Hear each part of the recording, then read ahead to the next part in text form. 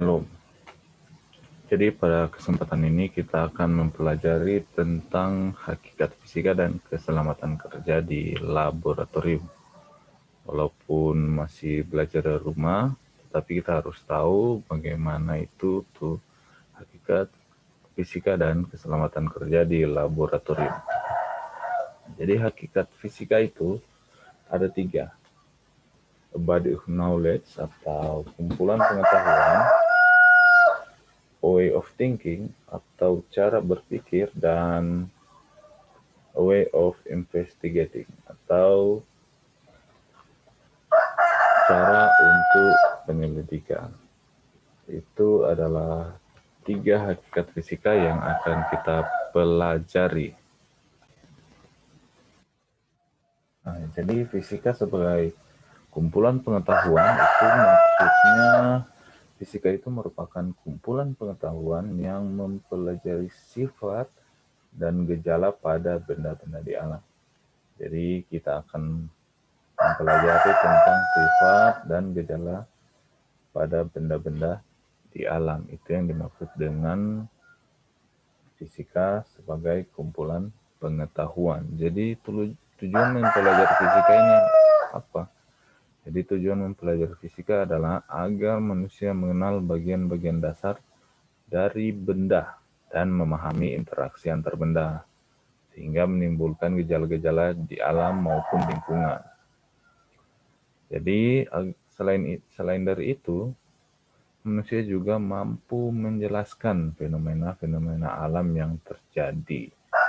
Jadi kita bisa menjelaskan bagaimana itu misalnya petir terjadi, hujan terjadi. Jadi kita bisa menjelaskan fenomena alam yang terjadi di sekitar kita. Kemudian fisika sebagai cara penyelidikan atau way of investigating itu merupakan proses yang memberikan gambaran tentang berbagai kegiatan penemuan yang dilakukan para ilmuwan. Jadi para ilmuwan ini menemukan penemuan berdasarkan cara penyelidikan mereka atau way of investigating. Jadi untuk menyusun suatu ilmu pengetahuan. Itu yang dilakukan oleh para ilmuwan. Itu yang dikatakan sebagai fisika sebagai cara penyelidikan atau way of investigating. Sedangkan kalau fisika sebagai cara berpikir ialah untuk mewujudkan suatu produk fisika. Yang diperlukan itu pemikiran atau kreativitas pada proses pengamatan atau penyelidikan fisika. Jadi cara berpikir ini orang-orang fisika itu harus memiliki pemikiran dan kreativitas yang tinggi. Jadi kita harus memiliki pemikiran dan kreativitas yang tinggi untuk orang fisika atau orang-orang IPA ya, biasanya orang-orang IPA harus memiliki pemikiran kreativitas yang tinggi. Itu adalah sedikit penjelasan tentang kumpulan pengetahuan atau body of knowledge, way of investigating atau cara penyelidikan, dan way of thinking atau cara untuk berpikir. Kemudian kita bisa menentukan bagaimana ini fisika, apa hasil dari fisika itu sendiri. Hasil dari penyelidikan atau apa tadi? Way of investigating. Dari penemuan-penemuan yang dilakukan oleh para ilmuwan. Dari eksperimen ya semuanya ini. Fisika sebagai produk. Produk yang dimaksud dalam fisika adalah kumpulan pengetahuan yang dapat berupa fakta, konsep, prinsip, hukum, rumus, teori, dan model. Misalnya kalau fakta. Fakta itu deskripsi akurat tentang apa yang teramati atau pernyataan objektif yang dapat dikonfirmasi kebenarannya. Jadi fakta ini kebenarannya dapat dikonfirmasi tentang suatu yang benar-benar ada atau peristiwa yang benar-benar terjadi. Itu hasil dari fisika adalah produk itu adalah fakta kebenarannya yang dilalui oleh beberapa proses sampai menemukan fakta. Kemudian konsep, rumusan akal atau gagasan umum tentang objek atau kejadian yang didasarkan pada sifat-sifat objek atau kejadian tersebut. Itu yang dimaksud dengan konsep di sini. Kemudian prinsip, rumusan atau generalisasi hubungan fakta dengan konsep. Prinsip lebih bersifat analitik, bukan sekedar empirik. Ini adalah prinsipnya ya.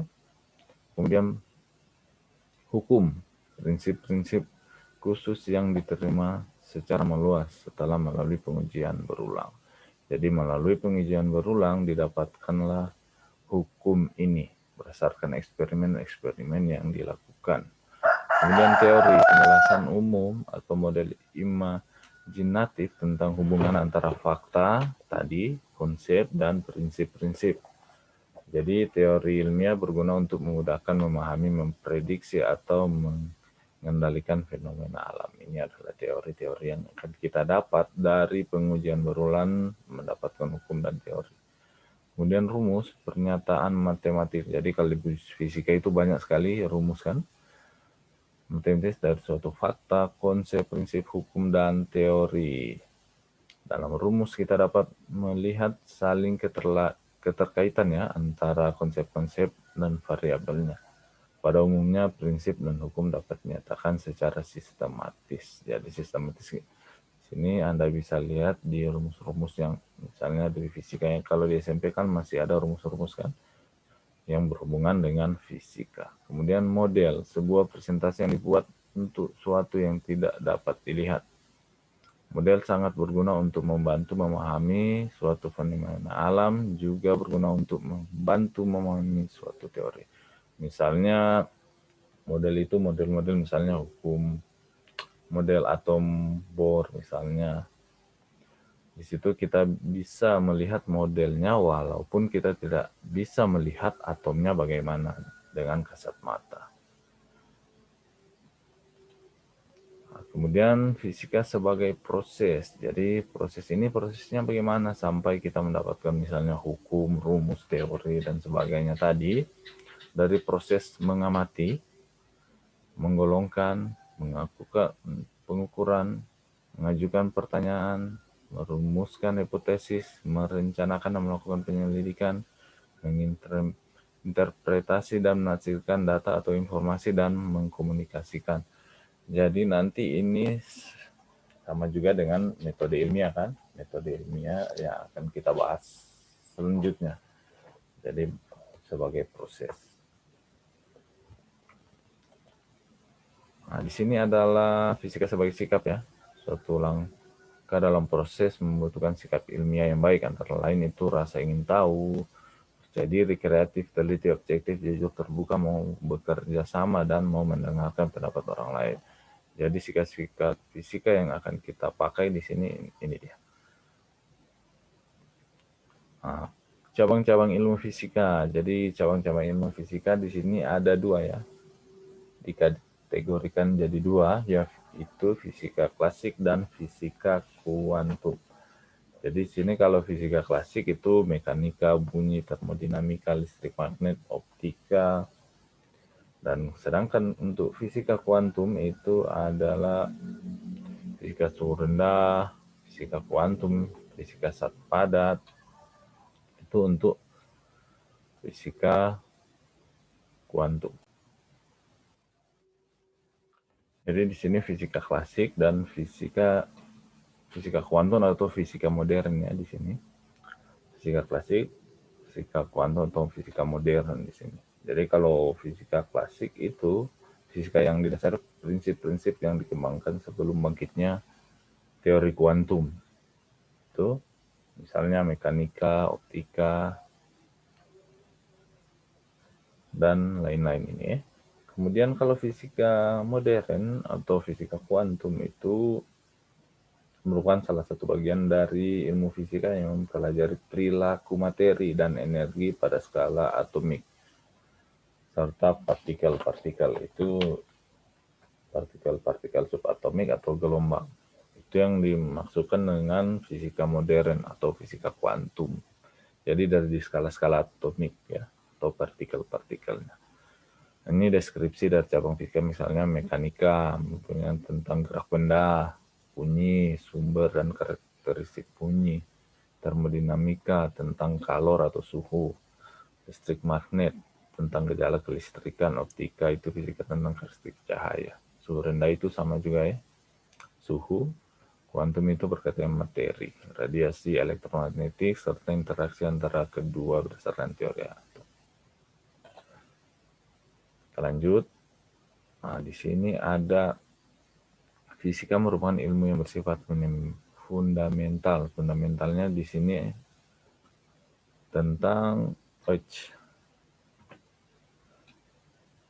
dasar memiliki banyak kontribusi, jadi ada hubungannya dengan ilmu pengetahuan lain seperti kimia, biologi, kosmologi, dan geologi.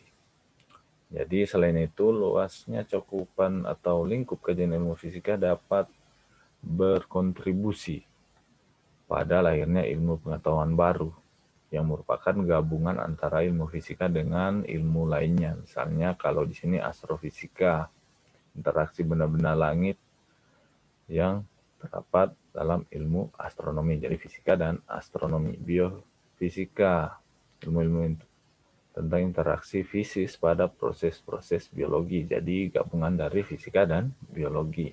Fisika kimia, pada namanya fisika kimia, tentu saja gabungan antara fisika dan kimia, hubungan fisis yang terdapat dalam ilmu kimia.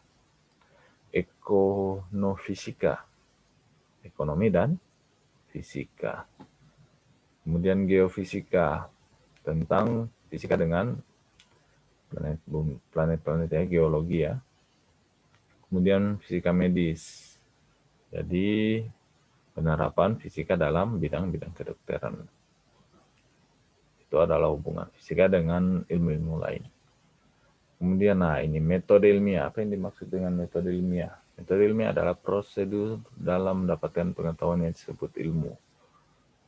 Jadi ilmu adalah pengetahuan yang didapatkan lewat metode ilmiah. Itu yang dikatakan dengan metode ilmiah. Atau juga kita bisa melihat di sini proses-proses atau langkah-langkah yang dilakukan hingga mendapatkan kesimpulan dari eksperimen kita yang dilakukan berdasarkan oleh metode ilmiah ini. Jadi metode ilmiah ada prosedur dalam mendapatkan pengetahuan yang disebut ilmu. Ilmu adalah pengetahuan yang didapatkan lewat ini metode ilmiah. Sehingga metode ilmiah itu merupakan langkah atau tahap yang teratur dan sistematis yang digunakan dalam memecahkan suatu masalah ilmiah. Itu yang disebut dengan metode ilmiah. Langkah-langkahnya mana ini? Pertama merumuskan masalah. Ini langkah awal dalam melakukan kerja ilmiah. Masalah itu kan kita bisa ditemukan di kehidupan sehari-hari, misalnya lingkungan. Kita bisa melihat keadaan sekitar dan kita bisa menemukan masalah sehingga kita dapat merumuskan masalah. Kita bisa mengidentifikasi masalah dari kehidupan sekitar kita. Dengan cara apa? Observasi. Jadi kita akan observasi lingkungan sekitar kita. Kemudian kedua, menyusun hipotesis atau jawaban sementara terhadap masalah yang kita gunakan. Atau kita rumuskan masalahnya, kita susun hipotesisnya atau jawaban sementaranya yang akan kita buktikan kebenarannya. Itu yang kita lakukan untuk menyusun hipotesis.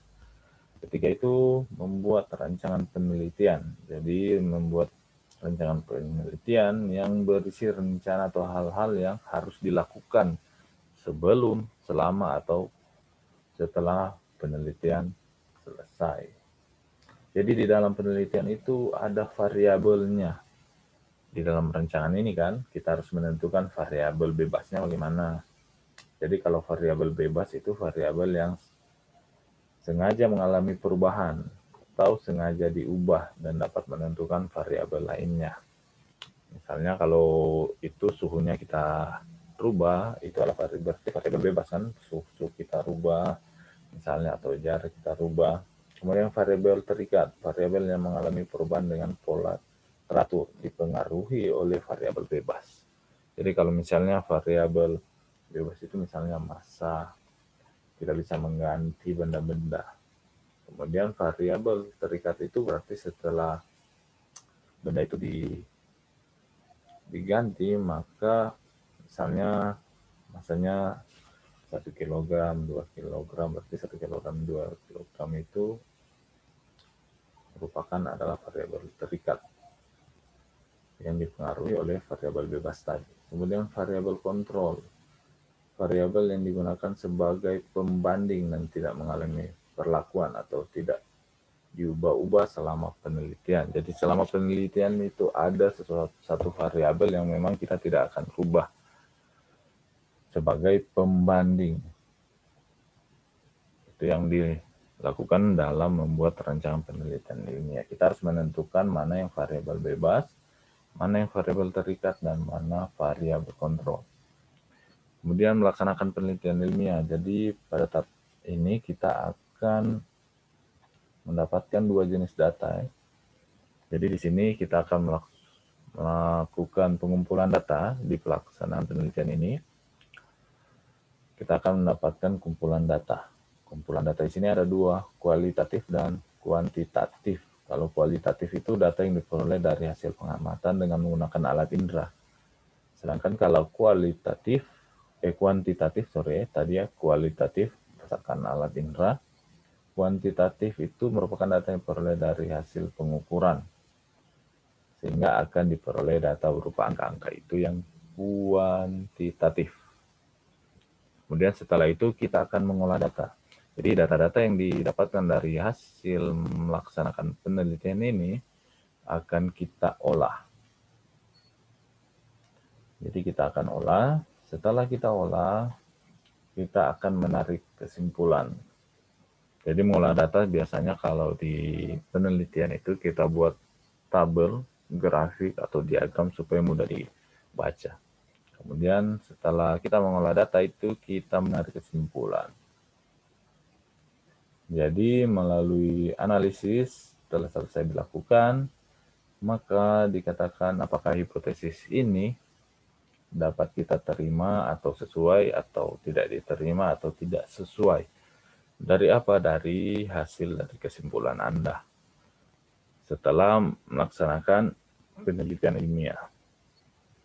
Dari metode ilmiah ini, langkah-langkah metode ilmiah, dari merumuskan masalah, menyusun hipotesis, membuat rancangan penelitian ilmiah, melaksanakan penelitian ilmiah, mengolah data, dan menarik kesimpulan. Kita masuk di keselamatan kerja di laboratorium. Jadi kalau di laboratorium itu ada aturan-aturan umumnya. Biasanya setiap laboratorium itu ada aturannya. Ditempel-tempel misalnya di dinding atau di pintu. Di situ ada aturan-aturan keselamatan umum. Jadi kalau masuk laboratorium itu tidak sembarangan, karena di situ akan banyak bahan-bahan berbahaya. Misalnya kan kalau di kimia, cairan-cairan kimia yang berbahaya. Kalau di listrik kan kita akan bekerja dengan hati-hati, khususnya kalau memegang sesuatu yang berkaitan dengan listrik. Nah, ini aturan-aturan keselamatan umum. 1, ikuti petunjuk eksperimen. 2, jangan melakukan hal yang tidak diizinkan oleh guru. 3, jangan menggunakan peralatan tanpa izin. Jadi jangan asal pegang ya bahan-bahan yang ada di laboratorium, baik itu alat atau bahan yang digunakan. Karena alat-alatnya biasanya kan menggunakan listrik. Jadi kita jangan menggunakan peralatan tanpa izin dari guru. Misalnya kalau alat tersebut misalnya sedang rusak. Jadi hati-hati ya, kalau tidak diizinkan oleh guru, jangan menggunakan alat tersebut.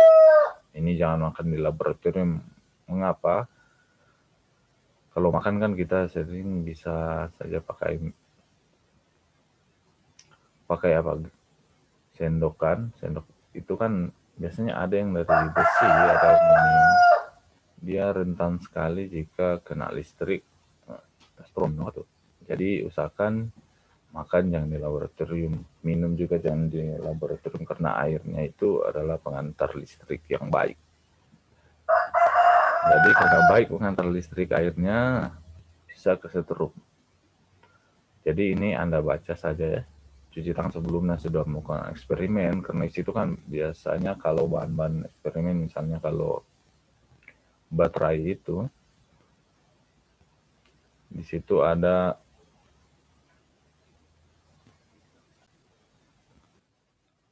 jadi kalau di baterai itu kan biasanya di situ ada karbon ya, karbon hitam-hitam itu. Jadi berbahaya jika masuk ke dalam tubuh. Nah, setelah eksperimen pasti kita akan membersihkan daerah kerja, membalikan semua peralatan ke tempatnya. Kemudian aturan keselamatan mata, gunakan kacamata pelindung, bilas mata dengan air jika terkontak kontak mata dengan zat-zat kimia, kemudian pada benda panas itu prosedur ketika menyalakan pembakar atau bunsen, menggunakan jepitan, tang atau pemegang tabung uji, sarung tangan anti api, selalu arahkan tabung uji menjauhi diri sendiri, jangan mendekati dan jangan arahkan pada teman Anda.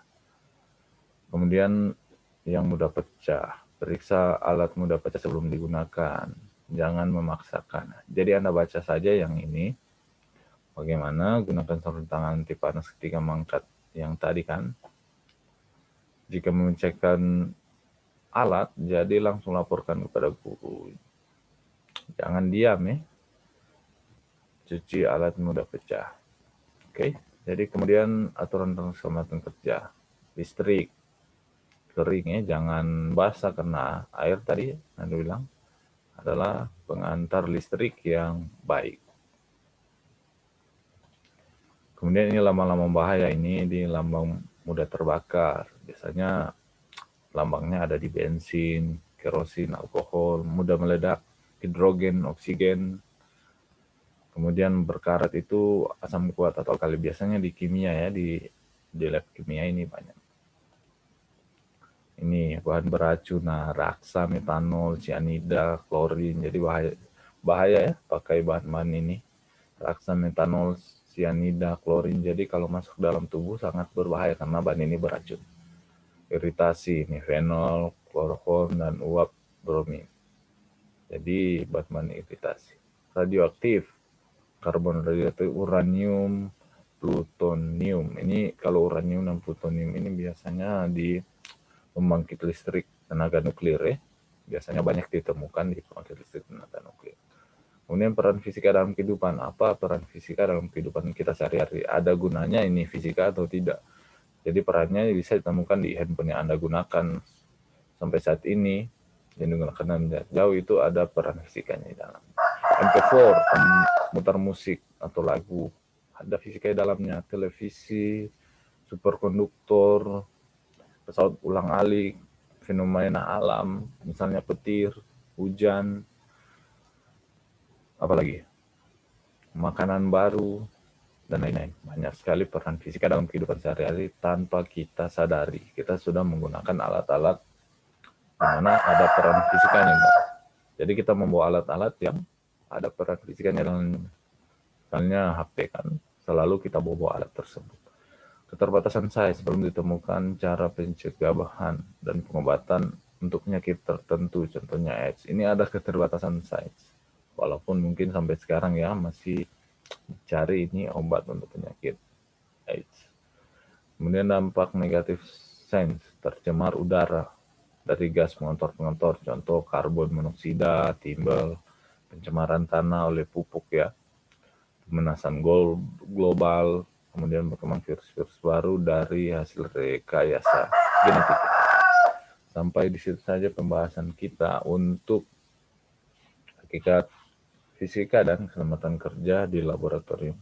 Semoga bermanfaat. Jadi Anda kalau melihat video ini, Anda pelajari apa yang Amir jelaskan tadi. Jadi jangan berpatokan dari hanya materi yang Amir bagikan. Jadi Anda bisa lihat di internet atau buku-buku yang lain tentang hakikat fisika dan keselamatan kerja di laboratorium. Jadi Anda buat catatan singkat saja ya, tentang apa yang Anda pelajari setelah melihat video ini.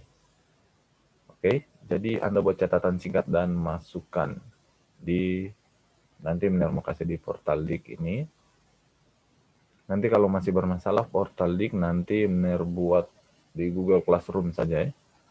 Nanti Miner itu, jadi ini bisa dikatakan tugas awal Anda, walaupun hanya mencatat ya. Secara ringkas, jangan semua Anda catat. Secara ringkas apa yang Anda pahami di sini. Oke, sampai jumpa pertemuan berikutnya. Kalau pertemuan berikutnya kita akan membahas